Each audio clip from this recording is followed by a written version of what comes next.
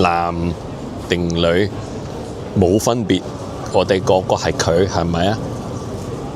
不過我聽見而家喺香港有啲Work University 學生想 introduce 啲 gender pronoun，唔係淨係佢有個新 pronoun 係特別俾嗰啲唔男唔女嗰啲人用，係咪啊？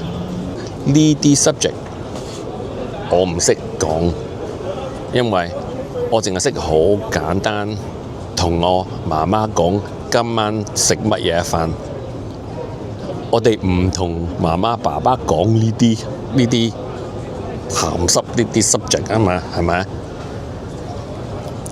所以我唔識 straight， 係咪？我知道唔係直人 straight 點講啊？我唔知。